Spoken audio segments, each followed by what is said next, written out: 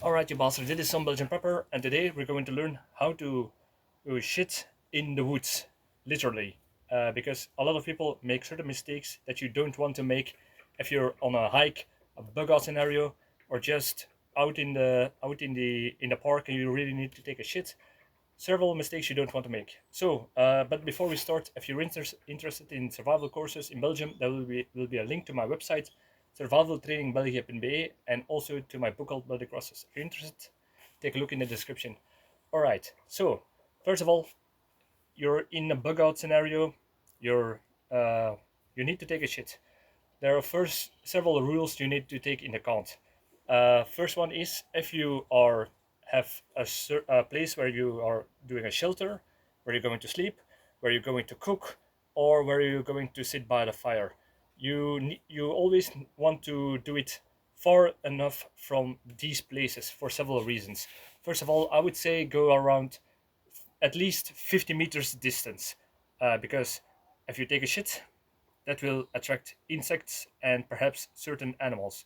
And those insects and certain animals you don't want to be drawn too close to the place where you're preparing your food, because you don't want to a fly that has landed on on a carcass or an other animal shit and landing on your food, so you will get sick. You don't want that. Also, when you're sitting by a fire, you don't want constantly flies around you, so keep your distance. And also, while you're sleeping, you don't want to draw as many insects to you as you can. All right. Another thing you want to do is find the perfect spot.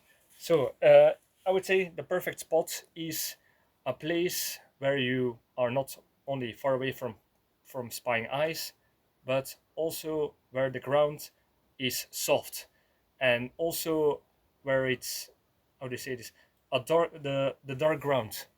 So the reasons why is, if you're going to take a shit, perhaps if you're a lucky one, you have a golden drop that just falls and there's nothing. But sometimes, and especially during a bug out scenario where you have stress, eating certain things that you normally don't eat, you will have running shits. And when you have that, it will splatter around. It will splatter on your body, on your shoes, and you don't want that, especially later on when you're doing something like preparing food. So that's also very important to take in account, that you have soft ground where it cannot bounce back up like, and it's not only for taking running shits, but also if you're going to take a piss. So, and also a place where it can be sunk, where it can sunk into the ground itself. Why? Because if you have the running shits and you're taking a shit and it starts to pull around if you have the running shits, and it will get onto your shoes or against your shoes and under your shoes. You don't want to infect your sleeping place and the place where you're going to cook or sit by, and you sit in the, not only for disease, but it will smell bad if you're going to sit with the others. So that's also very important to think. All right, now we're going to demonstrate the positions to take a shit. There are several positions, and the most general one I would say is just the squat. So I'm not going to take off my pants, but you just lower down your pants and you make your a little bit wide, because you don't want to have shit on your ankles. So open up, go a little bit back, and it is a very good positions, I would say, to take a shit. You can also lean with your elbows on your knees, and your back is resting on your legs. So that way you don't sit in the air and sprain a muscle in your legs, your upper legs, your lower legs, and your back muscles. So that way you are supporting from the feet down upwards, and you can just take a relaxing shit, because a relaxing shit is the best kind of shit, in my opinion. So, and what you also want to do is, if you're going to take your pants off, make sure that the back of the pants is being held in the front, because you don't want to take a shit in your hanging pants. Very important. I'm not laughing, but I've seen somebody doing this. So yeah, no. All right. The next thing I would say is, and it is with what we call the pole dancer. So if you have just a tree, you can just pop your pants down, hang on to the tree, and take a shit like this. This way, you're sitting more with your legs more in front, with your pants more in front. So there is there is not really a way to, how do you say this, to shit on your ankles and your pants that way. So that can be very handy. If the tree is wet or you don't want to get your hands dirty, you can just take a shamak, a piece of rope, something like that, go around and just do it like this. You can also ask your buddy to hold your hands while you're taking a pop, and that could be a very romantic moment with your partner or a real test for your relationship. But this is also a very handy possibility to take a shit.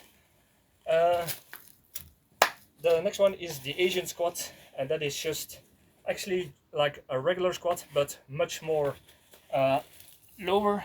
So you're really more sitting down with closer to the ground, and really holding your ankles, your knees, hold tight, so you can get a little bit more to the back without getting, and holding your pants a little bit to the front.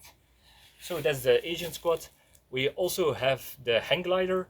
I don't really have a log to sit on, but the principle is just you have a log, tree stump or whatever. You sit on it with your underlegs, and your ass is hanging over the edge of the object, tree stump or log, and shitting over it. So that's what you call the hang glider. The next one I would say is the break dancer. I don't know, not many people do this, but there are some weirdos out there who take their pants off and they just need to take a shit like this. That is not healthy for the shoulders, for the back, for your balance, and one slip and you're literally falling into your shit. I don't know who does this, but enough people to make mentions about it in hiking information. So yeah, I don't know what kind of people do this, but yeah. All right. So these were the positions. Now, if you have taken a shit, now we're coming to the cleaning part.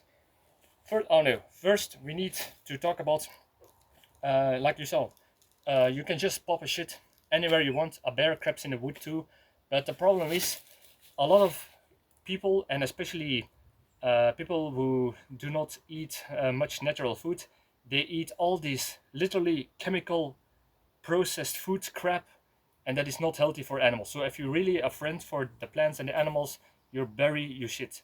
And it is also not only for this kind of hippie vegan loving people, but it can also be handy for how to say this, to keep a low profile. So if you're being chased by military, police, or people criminals who are behind you, you don't want to leave a trace behind that they can track by themselves or by dogs. So you need to bury it. I would say bury it at least 2 hands deep. I would say that's deep enough that uh, people won't really notice, and also not can smell, because if you don't bury it deep enough, it can still smell enough that people will track you. And believe me, a real professional tracker can use this to their advantage. All right, so you can just have a shovel and dig shit in it and close it up. By the way, for the hanging glider, you can use this folding shovel also by putting it into a 90 degrees angle on the ground, and with one cheek sitting, and that way you can shit without shitting on the shovel. And for some people who cannot really, who have perhaps knee problems or back problems, this could be very handy to pop a shit. And then after you're done, you can just put it, how do you say this, cover the latrine, so to say. Where was I? Oh yeah, now we're coming to the cleaning part. All right, what do you need to do to clean? I would say if you're usually on a hike or a bug out, you will have paper towels, paper handkerchiefs, whatever. Very good alternative. But for I would say for long-term bug outs, this will eventually running out, or you need to fold it up as much as you can. But paper you can then fold no more than 10 times. So even if you are the most how do you say this, the most durable with your toilet paper, you need to find alternatives. So an alternative, and this is especially handy when you're in a group with water, with enough water carriers, water filters, perhaps a portable bidet. And it is not only handy for taking a shit, this is also handy for, especially for women, because yeah, women, they after they are done peeing, they need to wipe it, but with this you don't need to use any paper towels or handkerchiefs. So with the bidet, it's just spraying a little bit, and yeah, it's clean. The same thing goes also for taking a shit. Just after you're done, you take it, you spray it very locally, and yeah, that way is handy, but it is more handy for if you're in a group and you have the luxury to take one of these with you, especially if there are women around. I would say this is a good alternative, on the condition that you will have enough clean water and disinfected to use this. Uh, Other things that you can use are perhaps yeah, perhaps leaves. Yeah, of course, bigger leaves than this, but yeah, the leaves are not always in the best conditions during summer and spring, perhaps, but during autumn or winter, these can crumble very easily. So that's not really a good option. What is the next option? I would say smooth sticks and stones. Why smooth sticks and stones? If you ask that question, you have never wiped your ass with something very stingy, let's say. Next thing I would say is moss. A handful of moss can be uh, the best thing. Uh, Snow is also a good option. A scoop of snow, yeah, you got to be quickly, but this is more if you are in an area that is full blown snow and there is nothing else to wipe your ass with. Yeah, it can be cold, but yeah, you don't want to get infections from shit between your legs. And excuse me, in a worst case scenario, a pine cone to scoop the the poo out, so to say. All right, so these are the most natural options, I would say, but you need to take in account that you don't wipe with any plant type or leaves. There is this story, for example, of a British soldier who was on during World War II. He was on a mission, and he wiped his ass with a plant called the Gimpy Gimpy. And for anybody who knows what a Gimpy Gimpy is, yeah, it ended very badly. It's a plant with neurotoxins that you cannot sedate if you get it on your skin, and you will have pain, the most excruciable pain for a year. And by the biography, the soldier died because he committed suicide short after, because he could not take the pain after wiping his ass with the leaves of the Gimpy Gimpy. But it does not have to be that kind of dramatic. It can also, yeah, stinging nettles, that's not a good idea to wipe your ass with, but there are several other plants, perhaps in your area, that are poisonous, poison ivy, for example. So be very carefully with what kind of plants you're using, or if you're allergic to certain plants. All right, so that's the cleaning of your ass. Uh, so now if you're after you've done all of this, perhaps you need to clean your hands. So, soap, water, simple as that, or just a hand sanitizer to clean it, and you can do some other tasks like preparing food, or touching food for eating later on, or handling water that cannot be infected with dirty particles.